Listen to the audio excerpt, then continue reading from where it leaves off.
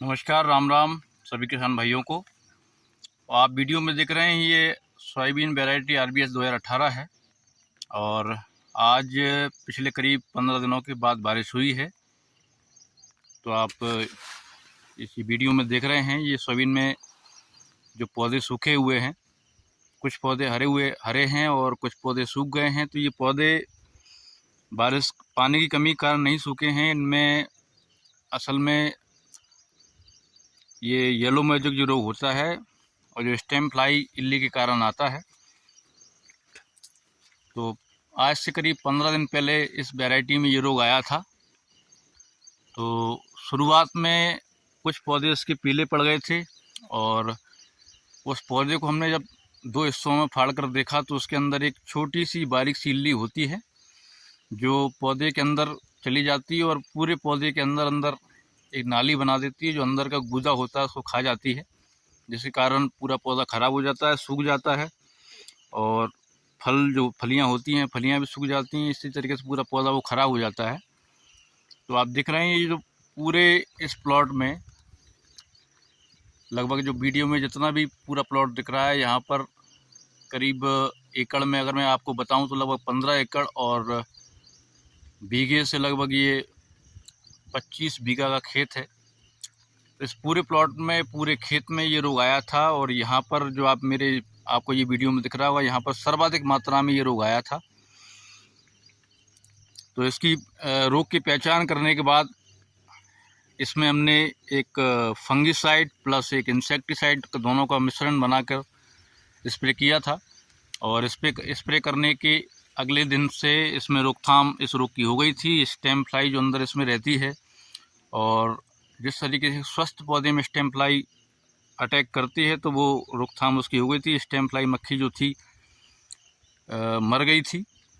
तो ये पहले के आज से 15 दिन पुराने ये पौधे हैं जो पीले पड़े हुए हैं या जिनमें ज़्यादा अटैक था वो सूख गए हैं। तो सबसे ज़्यादा अच्छी बात ये है कि जैसे ही हमें ये लगे कि पौधे पीले पड़ना स्टार्ट हो गए हैं तो पौधे को फाड़ कर देखें, तो हिस्सों में उसको फाड़ लें और काफ़ी बारीकी से नज़र रखकर हमें देखना पड़ता है, क्योंकि स्टेम फ्लाई की जो मक्खी होती है बहुत ही छोटी सी होती है और अटैक करने के बाद, पौधे में छेद करने के बाद वहाँ पर अपना अंडा छोड़ देती है और वही अंडा पौधे के तने में अंदर चला जाता है और पूरा पौधा ख़राब कर देता है। और धीरे धीरे जब ये बढ़ता है तो इतनी तेज़ी से बढ़ता है कि हमें ये लगता है कि पता नहीं ये कौन सा रोग आया, इसको हम कंट्रोल कर पाएंगे या नहीं। तो इस बार हमने ये प्रैक्टिकल किया है कि इंसेक्टिसाइड प्लस फंगिसाइड का मिश्रण बनाकर हमने ये स्प्रे किया था। इसके बाद ये रोग कंट्रोल हो गया। तो जब भी आपको लगे कि आपके खेत में सोयाबीन के प्लॉट में अगर ऐसा रोग आ रहा है तो पौधे की पहचान करें, उसमें देखें कि वायरस है या कोई फंगस है या फिर स्टेम फ्लाई इल्ली है, गड़ल बीटल भी हो सकता है। तो उसमें फंगिसाइड प्लस एक इंसेक्टिसाइड और कोई एंटीबायोटिक का मिश्रण भी आप मिलाकर स्प्रे कर सकते हैं, जिससे ये रोग कंट्रोल हो जाता है। शुरुआत में पहले दिन करीब 50 पौधों में ये रोग था और अगले 3 दिन के बाद जब मैं इस प्लॉट पर आया था तो ये जो वीडियो में आपको फ़ोटो में दिख रहा है, ये सारा प्लॉट और इसके साथ ही ये काफ़ी दूर यहाँ से है वो आपको कवर इसमें वीडियो में कवर नहीं हो रहा है। तो वहाँ पर इस तरीके से बहुत सारे कुछ जगह पर लगभग 5-5, 6-6 फीट के दायरे में पूरे पौधे पीले पड़कर सूखने लग गए थे। तो उसी समय हमने इसमें स्प्रे कर दिया, इससे ये कंट्रोल हो गया। वरना अगर हम इसमें फंगिसाइड प्लस इंसेक्टिसाइड का स्प्रे नहीं करते तो आज ये पूरा का पूरा प्लॉट ख़त्म हो जाता, कुछ इस तरीके से सारे पौधे हो जाते।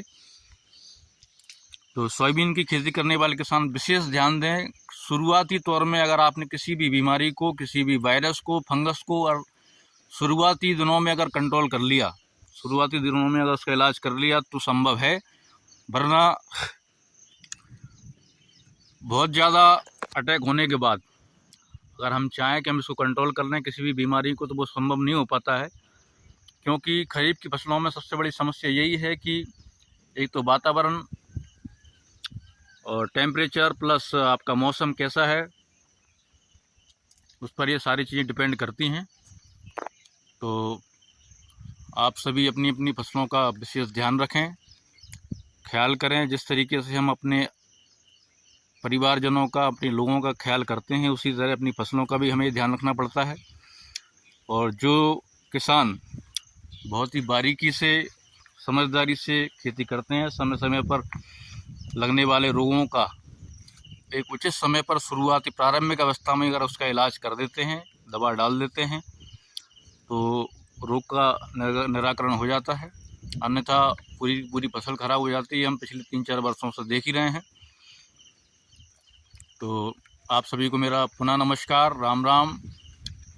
चैनल को सब्सक्राइब करें, लाइक करें, बेल आइकन का बटन ज़रूर दबाएं।